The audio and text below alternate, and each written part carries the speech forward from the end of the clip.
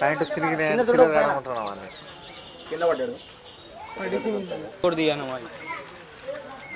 पूरा बुच्चल दिया ना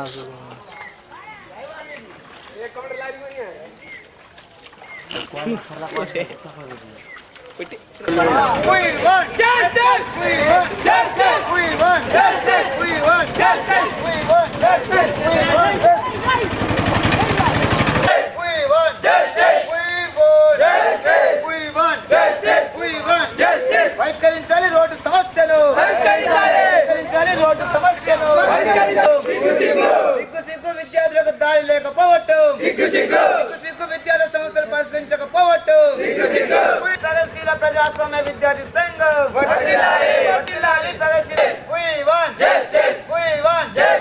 పరిష్కరించాలి హాస్టల్ యొక్క రోడ్డు సమస్యను హాస్టల్ యొక్క రోడ్డు సమస్యను ఏర్పాటు చేయాలి తక్షణమే సీసీ రోడ్డును ఏర్పాటు చేయాలి సీసీ రోడ్డును ఏర్పాటు చేయాలి సీసీ రోడ్డును ఏర్పాటు చేయాలి సీసీ రోడ్డును ఏర్పాటు చేయాలి హాస్టల్ విద్యార్థుల రోడ్డు సమస్యను పరిష్కరించాలి హాస్టల్ విద్యార్థుల రోడ్డు సమస్యను. ప్రభుత్వాలు మారిన విద్యార్థుల జీవితాలు మారినటువంటి పరిస్థితి అనాది కాలంగా అలాగే వస్తున్నది. దాని ఫలితమే విద్యార్థుల భవిష్యత్తును భవిష్యత్తుగా గుర్తించాల్సినటువంటి ప్రభుత్వాలు అది గుర్తించకుండా విద్యార్థుల యొక్క సమస్యలు తిష్టవేసేటువంటి విధంగానే చూస్తున్నారు తప్ప ఆ సమస్యల పరిష్కార దిశగా ఆలోచన కానీ కనీసం చేయటువంటి పరిస్థితి ఉన్నది. ఈరోజు మహబూబాబాద్ జిల్లా కేంద్రం ఉన్నటువంటి జిల్లా కేంద్రానికి అది ఎస్పీ ఆఫీసుకు 100 మీటర్ల దూరం ఉన్నటువంటి హాస్టల్ ఎస్సీ ఎస్టీ హాస్టల్.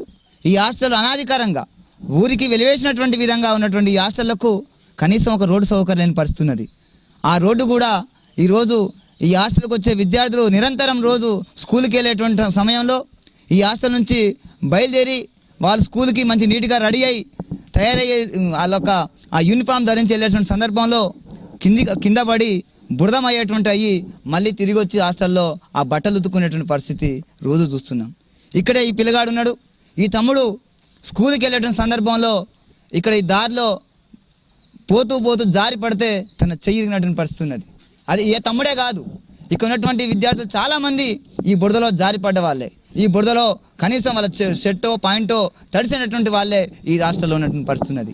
ఈ హాస్టల్ అనేటువంటి కొత్తగా వచ్చింది కాదు. గత 15, 20, 30 సంవత్సరాలుగా ఈ హాస్టల్లో చదువుకున్న విద్యార్థులు ఉన్నారు. 2009 నుంచి అదే పరిస్థితి కొనసాగుతున్నది. ప్రభుత్వాలు మారుతున్నాయి. 5 ప్రభుత్వాలు మారినాయి. తెలంగాణ రాష్ట్రం వచ్చింది. తెలంగాణ రాష్ట్రంలో కూడా 2 ప్రభుత్వాలు పోయి 3వ ప్రభుత్వం ఏర్పడ్డది. కానీ ఈ హాస్టల్కు మాత్రం దారి మాత్రం రాలేదు. మేము ఒకటే డిమాండ్ చేస్తున్నాం. పీడిఎస్ విద్యార్థి సంఘంగా ఈ హాస్టల్కు తక్షణమే సీసీ రోడ్డు ఏర్పాటు చేయాలా. సీసీ రోడ్డు ఏర్పాటు చేసి ఈ హాస్టల్ ప్రాంగణం చుట్టినటువంటి చెదారాన్ని తొలగించి ఈ ఊరికి దూరంగా ఉన్నట్టున్న వేరే వేస్టేజ్ అంతా మొత్తం కూడా ఇటుపక్క వేయడం వల్ల విద్యార్థులకు దోమల ప్రభావం ఎక్కువ అవుతుంది. దోమలు నివారించడం చర్యలు చేపట్టాలా. అదేవిధంగా విష జ్వరాలు వచ్చేటువంటి పరిస్థితి కాబట్టి ప్రతి వారం హెల్త్ క్యాంపులు పెట్టి విద్యార్థులకు ఆరోగ్యాన్ని కూడా పరిష్కరించినటువంటి పరిరక్షించేటువంటి బాధ్యత ప్రభుత్వం తీసుకోవాల్సిన అవసరం ఉన్నది. హాస్టల్లో ఒక పక్క ఫుడ్ పాయిజన్లు అయ్యి హాస్టల్లన్నీ కూడా విధ్వంసానికి గురవుతున్న సందర్భంలో మేము పీడిఎస్గా డిమాండ్ చేస్తున్నాం. తెలంగాణ రాష్ట్ర ప్రభుత్వానికి చిత్తశుద్ధి ఉంటే, ఇక్కడ స్థానిక ప్రజాప్రతినిధులకు చిత్తశుద్ధి ఉంటే తక్షణమే ఈ సమస్యను పరిష్కారం చేయాల్సిందిగా వినయిస్తున్నాం. గత 5 సంవత్సరాల నుండి ఈ రోడ్డు వేయడం లేదు. మాకు చాలా ఇబ్బందిగా ఉంది. మేము 5-6 సార్ల కలెక్టర్ ఆఫీస్కి పోయినా కూడా, అక్కడ పోయి ధర్నా చేసినా కూడా మా పరిస్థితిని ఎవరు అర్థం చేసుకోవడం లేదు. ఈ బురద వల్ల మాకు చాలా క్రిటికంగా మా విసర్జనం జరుగుతుంది. మా పిల్లలకి మా తమ్ముడు జారి పడ్డాడు. దీనివల్ల మాకు కూడా చాలా ఈ రోడ్డు మా హాస్టల్లో కూడా చాలా పరిస్థితులు చాలా క్రిటికంగా, దోమలు కానీ మా పిల్లలకు జ్వరం కానీ చాలా అంటే చాలా విషయంగా ఉంది. మేము చాలా సార్లు కూడా కలెక్టర్ ఆఫీస్కి వెళ్ళాం, మున్సిపాలిటీ దగ్గర కూడా వెళ్ళాం. కానీ మా పరిస్థితి కూడా ఎవరు అర్థం చేసుకోవడం లేదు.